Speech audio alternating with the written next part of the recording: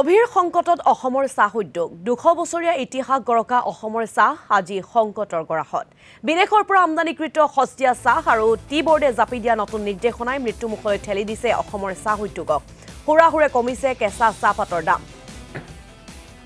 প্ৰতি কেজি কেঁচা চাহপাতৰ দাম 40 টকাৰ পৰা কমি আহি পালেগৈ 11 টকা কেঁচা চাহপাতৰ মূল্য হ্ৰাস পোৱাৰ বাবে এতিয়া মুৰে কপালে হাত দিবলগীয়া হৈছে ক্ষুদ্ৰ চাহ খেতিয়কসকলে বটলিপ চাহ ফেক্টৰীৰ মৈমতালিৰ বাবে এতিয়া চাহ খেতিয়কে ভুগিছে দুৰ্ভোগ অসম চৰকাৰে আৰু সংশ্লিষ্ট কৰ্তৃপক্ষক অনতিপলমে ব্যৱস্থা গ্ৰহণৰ আহ্বান ক্ষুদ্ৰ চাহ খেতিয়ক সন্থাৰ অন্যথা হাজাৰ হাজাৰ ক্ষুদ্ৰ চাহ খেতিয়ক ৰাজপথলৈ ওলাই অহাৰ হুংকাৰ ক্ষুদ্ৰ চাহ খেতিয়ক সন্থাৰ 8 ছেপ্টেম্বৰৰ পৰা চাহপাত নিচিঙাৰ সিদ্ধান্ত ক্ষুদ্ৰ চাহ খেতিয়কসকলৰ আৰু এই সন্দৰ্ভত আমাক অধিক তথ্য জনাব আমাৰ সাংবাদিক বিশ্বজিৎ ফুকনে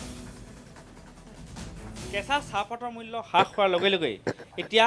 1,60,000তকৈ অধিক ক্ষুদ্ৰ চাহ খেতিয়কে প্ৰতিবাদ কৰাৰ হুংকাৰ প্ৰদান কৰিছে আৰু এই মুহূৰ্তত মই চাবুৱাৰ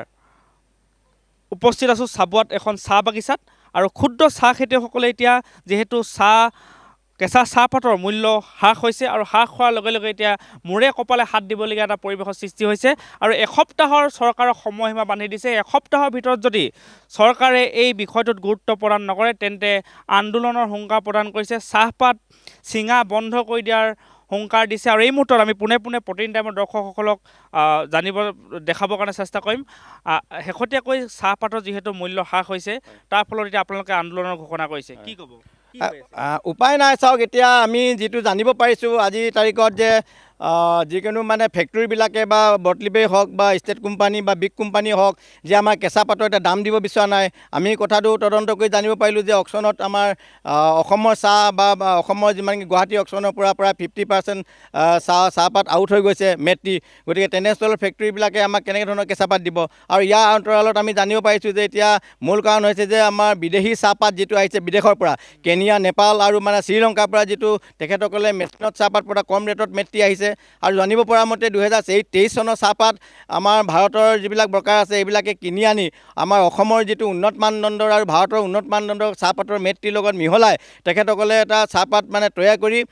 এটা মিক্স চাহপাত তৈয়াৰ কৰি সেইটো উচিত দামত তেখেতসকলে বিক্ৰী কৰিব লৈছে ধুৰন্ধৰ কিছুমান মানে চাহপাতৰ বেপাৰী আছে কেঁচাপাতৰ মানে মেট্ৰিৰ গতিকে সেই তেখেতসকলে এইটো তেনেকৈ ধৰণৰ এটা কাম কৰি আছে কেইটকা হৈ আছে দাম এতিয়াতো 10 টকাৰ পৰা 12 টকালৈকে চাহপাত হৈছে 10-12 টকা চাহপাত আমি পেলাই দিব লগা হৈছে ঠায়ে ঠায়ে এতিয়া ধৰক 1 কেজি কেঁচাপাত যদি আমি তৈয়াৰ কৰিব লগা হয় প্ৰায় আমাৰ 10 টকাৰ পৰা 15 টকালৈকে হয় 1 কেজি কেঁচাপাত তৈয়াৰ কৰোঁতেনে আজিকালি শ্ৰমিকৰ হাজিৰা বাঢ়ি গৈছে 200 টকা বা 300 টকা কমত আমি শ্ৰমিক নাপাওঁ শ্ৰমিকৰ মানে এটা আমাৰ যিবিলাক কেমিকেল আছে কেমিকেলৰ দাম বাঢ়ি গৈছে মেনিয়ৰৰ যিবিলাক দাম বাঢ়ি গৈছে গোটেইবিলাক দাম বাঢ়ি গৈছে বস্তুৰ সামগ্ৰীৰ দাম বাঢ়ি যোৱাৰ লগে লগে হাজিৰা বাঢ়ি গৈছে গতিকে 1 কেজি কেঁচাপাত তৈয়াৰ কৰোঁতেনে প্ৰায় 10 টকা বা 15 টকা কেজি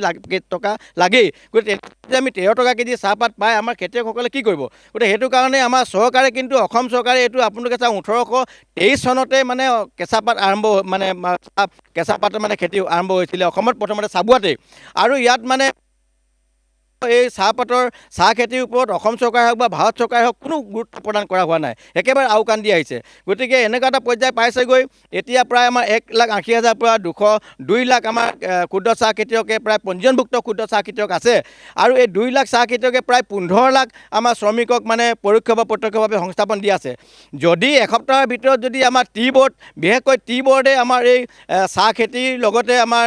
মেট্ৰি তেখেতসকলে গোটেই নীতি নিৰ্দেশনা গাইডলাইন প্ৰস্তুত কৰে গতিকে টি বোৰ্ড অফ ইণ্ডিয়া আৰু গভৰ্ণমেণ্ট অফ আছাম আৰু গভৰ্ণমেণ্ট অফ ইণ্ডিয়াই যদি তেখেতসকলৰ মানে যদি এইটো এটা ব্যৱস্থা নলয় খেতিয়কসকলৰ উচিত মূল্য পোৱাৰ যদি ব্যৱস্থা যদি এসপ্তাহৰ ভিতৰত কৰি নিদিয়ে তেতিয়া আমি প্ৰায় 2 লাখ ক্ষুদ্ৰ চাহ খেতিয়কে অসমত আৰু মানে প্ৰায় 10-15 লাখ আমাৰ শ্ৰমিকে ৰাজপথত ওলাই প্ৰতিবাদ কৰিবৰ কাৰণে সাজু হৈ আছে গতিকে আমি হাত দিবলগীয়া হৈছে ক্ষুদ্ৰ চাহ খেতিয়কসকলে তেওঁলোকৰ প্ৰতিক্ৰিয়া শুনালে আমাক বিশ্বজিৎ ফুকনে তেওঁক ধন্যবাদ জ্ঞাপন কৰিছে।